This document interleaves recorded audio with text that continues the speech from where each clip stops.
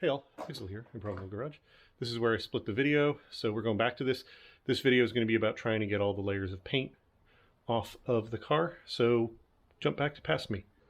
So I did a little research, and the two ways they recommend to strip fiberglass are either chemical strippers, which I have some of, or soda blasting. I don't know how much soda blasting is going to take this paint off because it's so damn heavy duty. But what I may do is scuff this whole thing with like the DA or something, and then try the chemical stripper on it, and see how well that works. Because if I can get it back down more or less to this white layer, that seems to be, this seems to be the primer or the maybe even the gel coat. It's hard to be sure. It's got a little bit of thickness to it.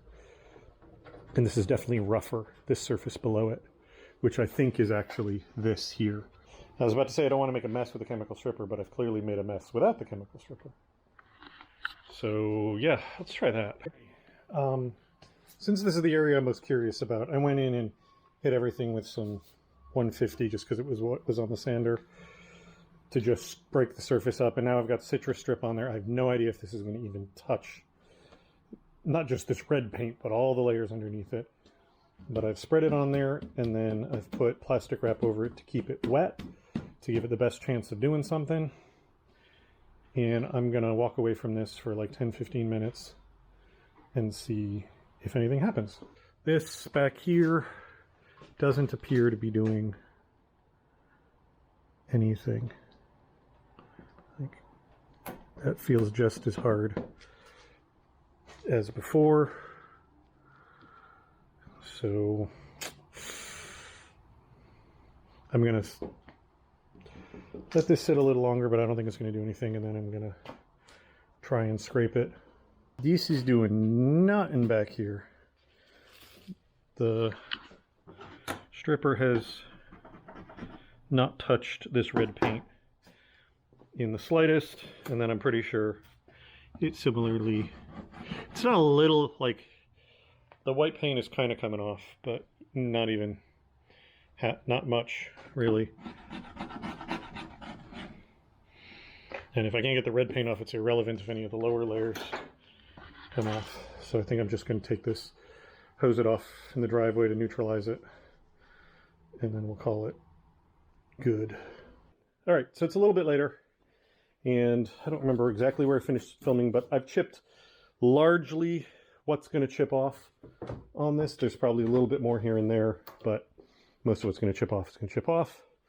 I was looking into using chemicals to strip this, but the general consensus on that seems to be if you know what the fiberglass is made of, there are chemicals you might be able to use.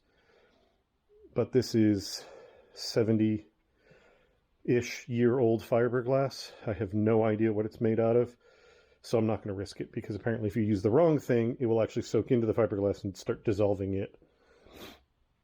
So instead we're going to go with some mechanical means. I'm going to be testing a couple things. First off, this is the ground glass that I used to clean up the wheels. I'm going to try that first just because I have it. And then, depending on how it works, I may keep with that. But I'm a little suspicious that might be a little too aggressive. So I'm probably going to switch to baking soda, because soda blasting is pretty safe. It should get the paint off, but not chew up the fiberglass in any meaningful way. So that's probably the safer route to go. But like I said, we're going to give that a quick test just to see what it looks like, and then kind of go forward from there. Alrighty, well, that's a problem. So I used it here and here, and here it took some off, but it abused the damaged fiberglass more than it removed paint. Here, where it was still solid, it did absolutely nothing. And then over here, I used it some more. It's removing that white, but that was being removed by the paint stripper already. It knocked some loose stuff off over here, but it did nothing. I used it some more over here. So now I really don't know what to do. If ground glass is doing nothing, I don't know that, I mean, at that point, baking soda is not going to do anything because it's softer than that.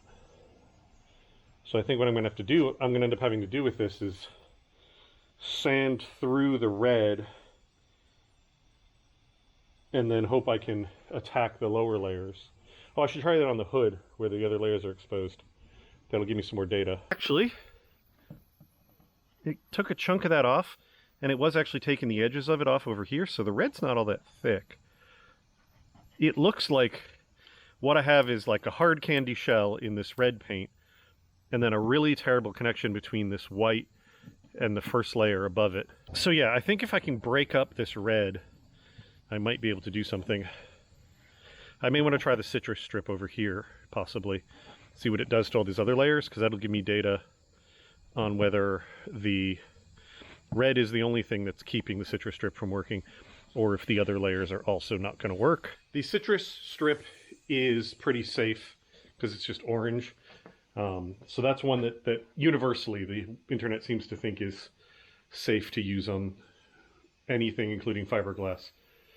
So yeah, I think I'm going to try that on that hood scoop and see what happens. It took a tiny bit off, but barely anything.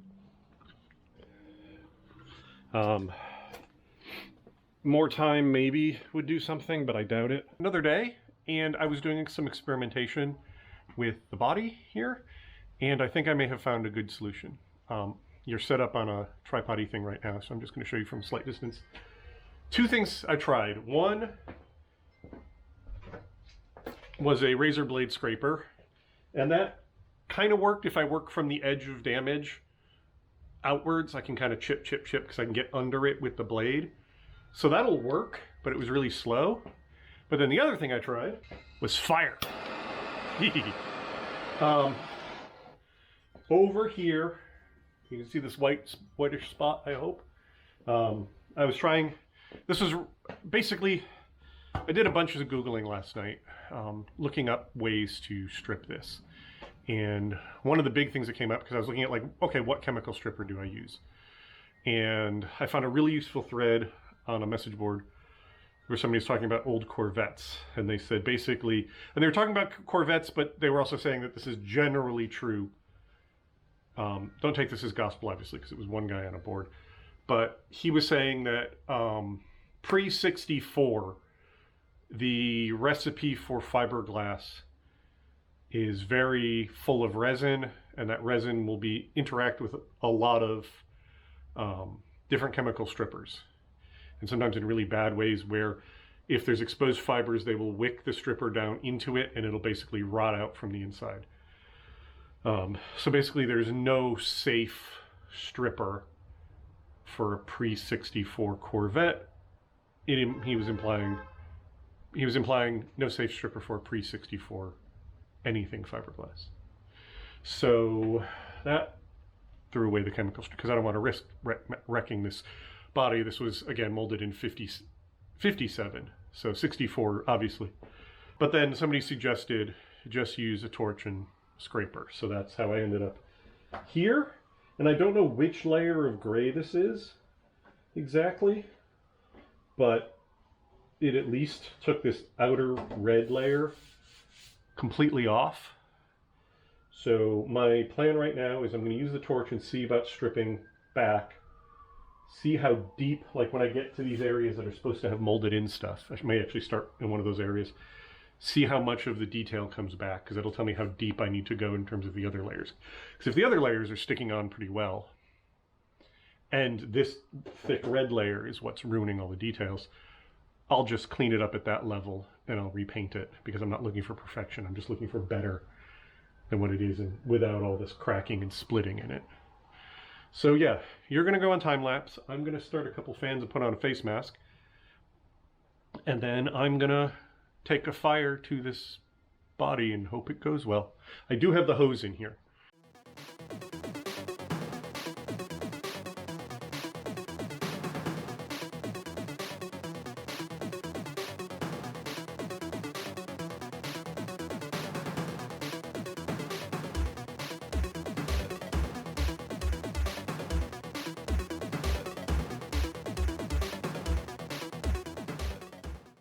Okay, so there was a little fire. It kept, I'm sure you saw the fires on the flame list. What kept happening is it would bubble up, and then the very end of that bubble would catch fire. but the stuff around it would still be stuck enough that I couldn't just easily scrape it off. So there was some minor fire damage as a result of that. There's probably a better technique for using the torch, but I didn't find it.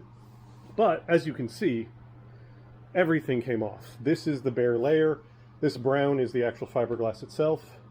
None of this is like damage in any real serious way. This is the stuff I'm going to have to sand down, and then the whole thing is going to have to get I'm going to use epoxy primer basically to seal it all. But man, that was good. I got this whole side stripped down in a not too long amount of time. I wasn't paying attention to exactly, but you know, less than a half an hour, I would say. So yeah, that's definitely the right technique. This is going to be a little interesting because this part under here didn't want to scrape, but I suspect that's due to the outward angle. I think if I have it laid on the side, I can get that off. Working on the horizontal, it's complicated because if it catches fire like it did, that's what happened here, there's no way to really get it off easily. But overall, that technique, great. I can't specifically recommend you set fire to your vintage go-kart bodies, but it worked for me. And this is a surface that I can very quickly turn into something that can be painted. So yeah, I'm going to continue with that. That tank ran out, so I'm going to continue this. Actually, now that I think about it, I have an infrared paint stripper, which may work for this or may be too bulky. I'm not sure. I think I'll go dig that out and experiment with it a little bit.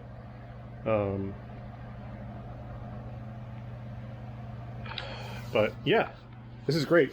I was getting really scared that I was not going to be able to get the paint off of this, and now I'm at, you know, I got another couple hours in this, and then a bunch of sanding and cleanup, and then I could theoretically throw epoxy primer on it right then and there. I am going to do some of the fiberglass repairs, though, before I epoxy prime it. I'm being lazy because I don't care super much about it, and like this damage, the damage on the top of that wing, stuff like that, because it's non-structural, my plan is to use fiberglass reinforced filler to fix that, because it should be just about as strong as the fiberglass for all meaningful purposes. It's not horrible to sand, and I think that'll be good enough. I think that'll, because the edges of this have, you know, what it's sticking to has some tooth because it's not smooth, I think it'll stay well enough. Yeah, so awesome. I think I'm just going to keep at it until it's dinner time.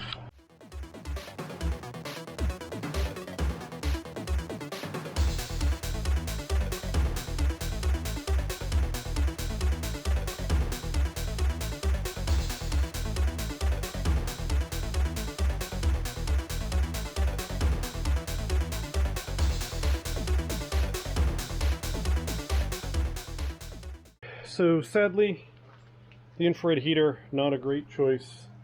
I did it here and I did it here, and you can see the center of it bubbled up everything. By the time the edges, I could get under the edges, the center was already bubbling away. It's possible that's just a function of this rear deck lid, though, because I don't know if it's going to show up at all on camera, but there is a ton of sanding scratches in here and another like goldish layer in there that's got some sanding scratches on it. And like I said, this is supposed to have an embossed trunk opening, which it doesn't, but it has cracks roughly in parallel with some of it. So something went on with this. There's a rivet head right there. It's under the surface, but you can see how it sanded the rivet head. So this had those pieces of metal riveted to, you know, something roughly like the trunk opening, but they're all the way across, and there's another one over here, and there's some rivets down in this area somewhere, I don't remember exactly where. And then this whole thing was covered in something that was then sanded back and then covered in this gray, which as far as I know is the original. Like, either this car was white or this is a primer and then the next layer over it was the color. I'm not really sure on that. It might have been blue, But something happened with this car early on, possibly before it got its first paint job, which is fascinating. I don't know if they were trying something at the factory, and when it didn't work, they just turned this into a production vehicle. Because the 60s, they were way more likely to do that, or 50s, rather. So yeah, I don't know what's going on there. It's super weird. And I don't know what to do with that data either. Because all these, at the very least, all these cracks are going to need to get V'd out and filled with something. Possibly just the filler that I'm using elsewhere. Possibly something more. Not really sure. But that's super strange. But, yeah. Overall, though, still, I'm super happy with how this is going. Even if I end up having to sand the rest of this white off the trunk lid to get it back down. Because there is a distinct step. This is pretty thick, so there is a distinct step everywhere it's exposed. So it's possible that when I sand these down, if I don't sand a big area around each one, I may have to just glaze coat each one to just bring it up to the layer of this. Like spot putty, glazing putty, because it's going to be really thin, but it'll be enough to be noticeable through the paint. The other thing that I'm having is obviously this whole thing is shifting around. Yeah. But we seem to have found our method, at least barring anything else, because this is the best that I've found so far. And yeah, I don't know if I don't think I showed this, but like, you can see there's a lot of detailing in here. Like, it's not just the seam of the wheel well, of the fender flare, but the fender flare itself has a like ridge there. This seam all the way around this doorway is very pronounced. I believe there's a sticker or something that goes here where the door handle is, so there's no door handle detail. But all that was gone. Like if I, over here, there's the faintest hints, like there's a ghost of it. You have to know to look for it. I'm going to be curious because there seems to be a similar one on the hood that actually continues up into where the windshield was over here. So that's going to be interesting to dig out. Yeah. Yeah. I'm really happy with this. This is coming together. It's been quick. I'm not trying to do a perfect job on this. I do not want to do a perfect job on it, because if I get this thing amazingly perfect, I'm going to be paranoid about it. But I want it to look good. I want it to look nice, like somebody's riding it by. That's kind of my goal. So yeah, I think I'm going to turn the camera off, and I'm going to chip away at this a little bit more. I am done for tonight. That tank just kept working, so I kept working. But you saw this, but now the whole trunk lid area, the whole front, the whole hood, this under area and this under area and stuff is going to be much easier to get when I have it tipped up or something. It's interesting because there's an old area here that was sanded through this and then painted with the blue and the red. And I got most of this side. Another interesting thing I learned is these details are in this white layer, because where it's spalled off over here, there's barely anything in this brown, but it's much more defined in the white. So this is some kind of gel coat-like coating. But yeah, that went pretty good. You know, like I said before, it's got damage from overheating here and there. It also just has places where that underlayer was already spalling out. Like the whole bottom of this door was already like this when I got it. So yeah, I'm super excited because I'm so much closer to my goal of repainting it than I was at the beginning of the evening. Oh, I also managed to get the worst of the was it silicone or whatever that was in here that was holding that piece of tin on. So that's another win. So yeah, I rinsed it off so I could see what it looked like, but I also wet all of the paint chips on the floor, because there was always little fires where it would catch on fire, and then I'd scrape it off and land on the floor, and it would just sit there and burn. And I was stomping them out as I went along, but I didn't want to risk something flaring up, so this is the easiest way to do it. It'll all dry overnight. Yeah, super cool. I will catch you next time. Alrighty, next day, back at it. Just playing around a little bit. Just as basically all of these is just going at them with a pick from every angle to see what was flaking off.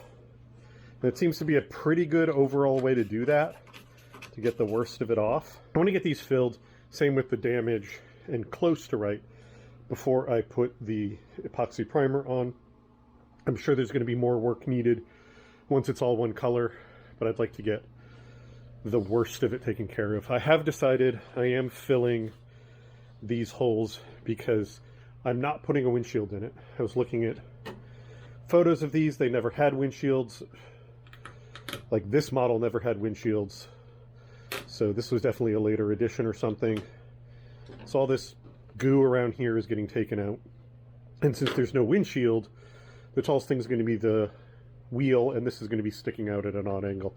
And I just decided it's going to look cleaner without it. So those are going to get filled. We'll get to it, but my plan is roughly to epoxy something like a piece of aluminum or something behind them, and then just fill them with the same filler I'm using to make the repairs. I haven't decided yet what's going to go on with the trunk lid here. Anyway, though, so I've been futzing with it, but realistically I need to finish stripping it. So I'm going to get to that. Shouldn't take too long. And my plan is to strip what's left that I can get easily this way. And then I think, like I've got this sitting on the table now, I think I can literally almost hang it from the side of the table to get at like this area and maybe some of this and maybe some of the front, because this, you see how badly this went. That's because I was trying to work underneath and the flame and everything was not cooperating with that idea. So that needs to be either tipped 45, so this is just a vertical, or tipped on its side, so that's a horizontal of some sort. But yeah, we're gonna get back at it. Alrighty, I just finished up the last little bit around here. It's not perfect, but I'm getting to the point where I'm chasing perfection and causing more problems that way than I'm solving. So there's still little bits of red paint here and there, but almost all of it's gone, and the little bit remaining, almost all of it's gone, and the little bit remaining is not worth the effort involved in getting it off, because, you know, continuing to set the less red paint there is, the more likely I am to damage the gel coat, or what I'm calling the gel coat. So I have reached the point of severely diminishing returns. But as you can see, red is basically gone. Original whatever this has been exposed, and no major surprises, thank Christ. The only real damage, which I knew about before, is some serious cracking in this area.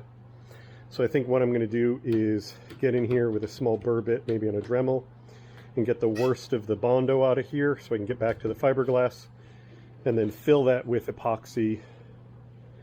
And I don't have any fiberglass cloth. I'm probably not going to go buy any. I don't know, maybe I'll buy a small, like, cheap fiberglass repair kit.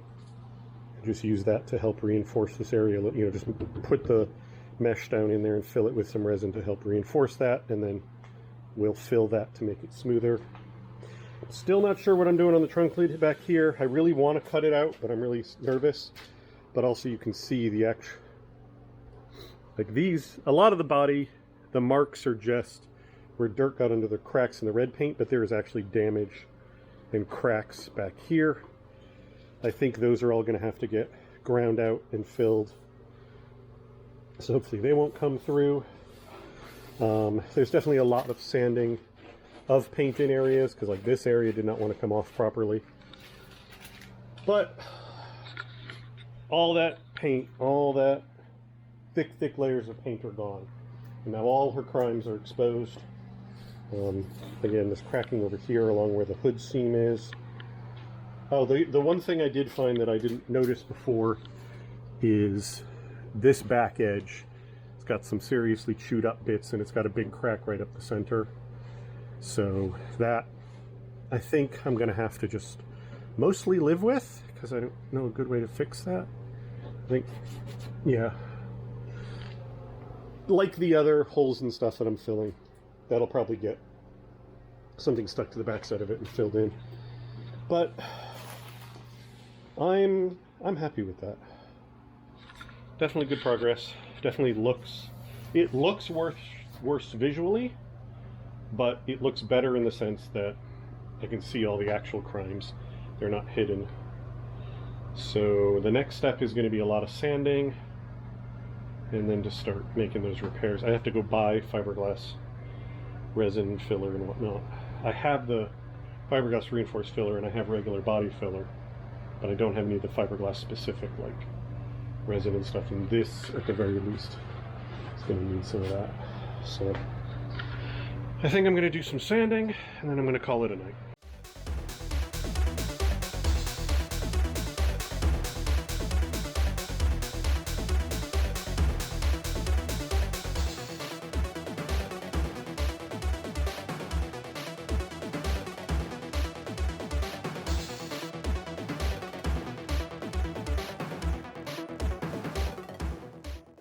We're learning new things. This white is not the gel coat or the final layer. There is a red below it.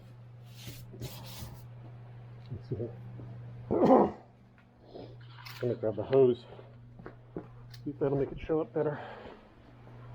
I was sanding and it kept being like, I thought I got all the red paint off this area. So yeah, this is the best example of it. This is that white I thought was the base. There's a red underneath it. That's the original paint. There's a very thin layer of brown, and then we're into the fiberglass. So this is not the final coat of paint.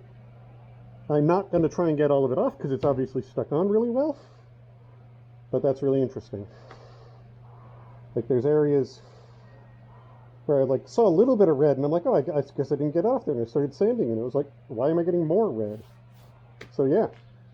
At some point, the first time this was repainted, I don't know if this is a primer, I don't know if this was a white paint or what, but the first time this was repainted, they clearly did a very good job of sticking it down, which means that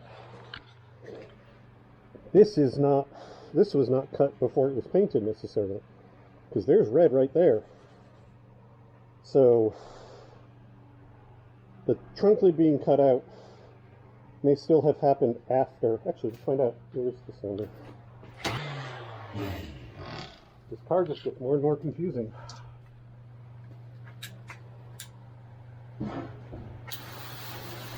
Because, yeah, see? Red, red. So, still don't know what's up with this trunk lid. Because I'm pretty sure that's about where the seam should be, based on all the other stuff going on here. Super strange, super confusing. At this point, looking at all the spots of damage, I'm seriously thinking about sanding all of those smoother, then putting my primer on and then working on it above it, because some of this stuff may disappear with the primer. So I may do a bunch of work. Hopefully you can hear me. God, I'd hate it if you can hear me. I'd hate to do a bunch of work that the primer would have hidden anyway. I haven't decided yet. I'm going to sleep on that and think about it. But yeah, this is interesting. I'm fascinated to discover that there's red under that. Because like when they sanded here, I guess it is there. It's just so close to the brown that it wasn't obvious. Huh.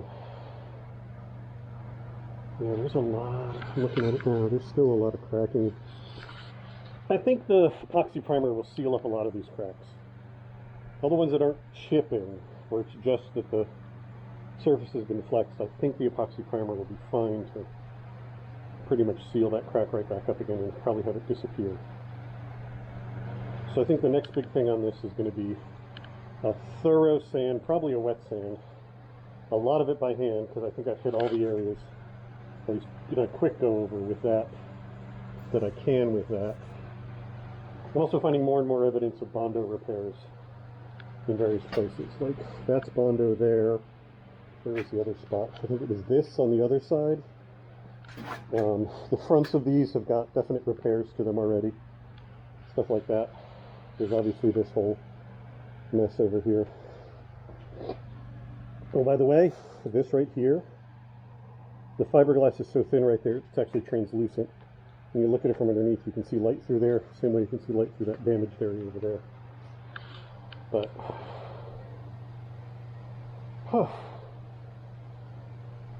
this project continues to be interesting and strange. Yeah, I'm done for tonight.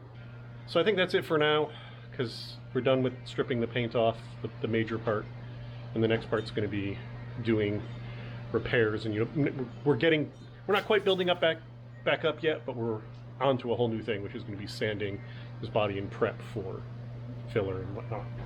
So we'll call it good there. This project continues to be fascinating. I learn a new thing about it every single time I mess with it. I've ordered parts for the chassis for this. It's going to be using a simple, like, one-cylinder Harbor Freight engine, basic go-kart parts. I'm not building anything fancy. I did find a cool thing for the front axle that's going to save me a bunch of time and isn't going to cost me anything extra, so you'll see that when it arrives. Yeah, right now it's just getting a basic, simple go-kart chassis that it's going to be, built to fit specifically under it, so it fits as nice as possible. But that'll be it for now. Thank you all very much for watching. I'll talk to you later. Bye.